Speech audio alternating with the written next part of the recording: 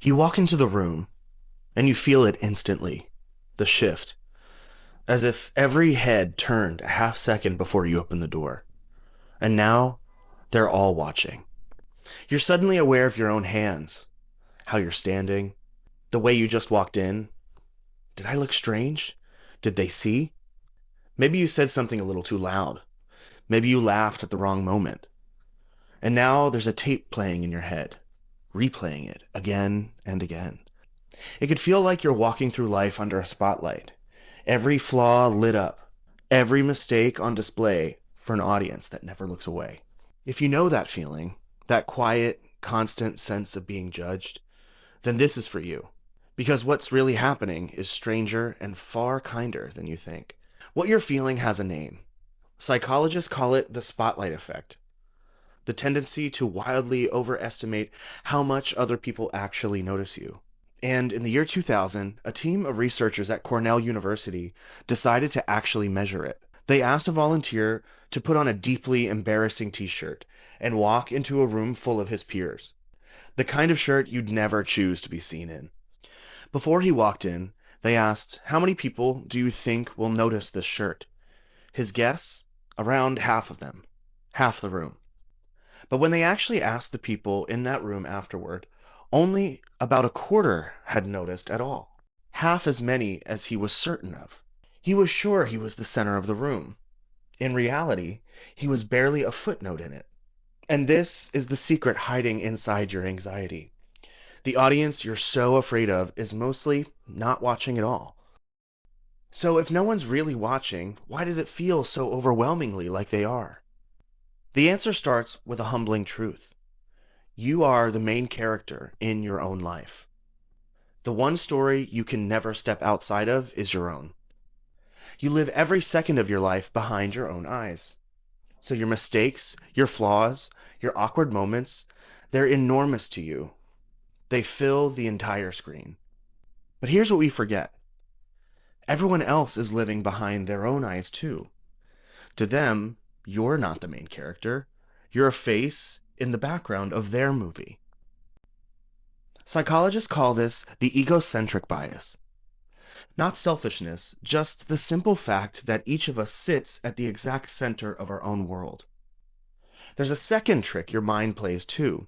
It's called the illusion of transparency. When you're nervous, it feels like everyone can see it. Like you're shaking hands, your racing heart, the heat in your face are being broadcast to the whole room. But your inner world is far quieter on the outside than it feels on the inside. The earthquake you're feeling barely registers as a ripple to anybody else. Your anxiety has a microphone turned all the way up, but it's only ever playing inside your head. And none of this means something is wrong with you. This wiring is ancient. It once kept your ancestors alive. For most of human history, we survived in small tribes. To be cast out, to be judged and rejected by the group, wasn't just embarrassing, it was a death sentence. So your brain learned to watch, constantly, for any sign that you might be slipping out of favor. And that watchfulness is still running today, in meeting rooms, grocery stores, and comment sections. It isn't a flaw in you, it's a survival instinct, firing inside a world it was never designed for. But once you see it clearly, something changes. Because here's the part that can actually set you free. Picture a crowded room. Every single person in it is quietly worried about how they're coming across. Each one privately convinced that they're the one under the spotlight. The woman certain everyone saw her stumble, the man replaying something he said about an hour ago, the person who slipped out early, sure they'd embarrassed themselves. Everyone is the anxious star of their own private show, which means the audience you're so afraid of is really just a room full of people every bit as self-conscious as you are. No one has the spare attention to judge you the way you fear. They're far too busy starring in their own story. Now, let's be honest. Sometimes people do notice. Sometimes they do judge. So what then? The philosopher Jean-Paul Sartre described a moment he called the look. That instant another person's eyes land on you, and you suddenly feel yourself become an object, a thing being seen.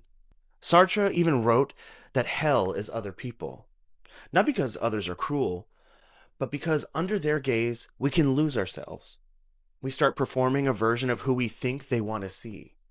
But Sartre's deeper point was this: their gaze does not define you. You are not the object they see. You are the one who chooses who to be. And long before Sartre, the Stoic philosophers offered a tool you can use today. They sorted the whole world into two piles: what you can control and what you can't. What other people think of you falls completely into the pile you cannot control. The Stoic, Epictetus, put it plainly: it's not events that disturb us, but our judgments about them. You can spend your whole life trying to manage the opinion inside every head around you, an impossible, exhausting job. Or you can set that weight down and tend to the only thing that was ever truly yours: your own character. Because here's the quiet irony: the people whose opinions actually matter, the ones who truly love you, were never the ones judging you in the first place. So the next time you feel that spotlight click on, that heat, that sense of every eye on you, try to remember what's really happening. The spotlight isn't real. Or rather, everyone's standing in their own. And the harsh light you feel is just your oldest instinct trying to keep you safe in a way you no longer need. You're allowed to walk in with your hands unguarded and simply be a person among people. Not a performance, not a spectacle, just you. And if you stumble, if you say the wrong thing or laugh too loud, let it go. By tomorrow, it will have vanished from every mind in that room. Often it already has. The freest people aren't the ones who never feel watched. They're the ones who learned that being seen, flaws and all, was never the danger they feared. You were never on trial. There was never a jury. There was only you and an old, frightened instinct and a room full of people just hoping to be accepted exactly like you. So step out of the spotlight that was only ever in your mind. The room is kinder than your fear told you, and you were always allowed to just be there. If this gave you a little room to breathe, stay a while. There's more waiting for you here at Out of the Blue.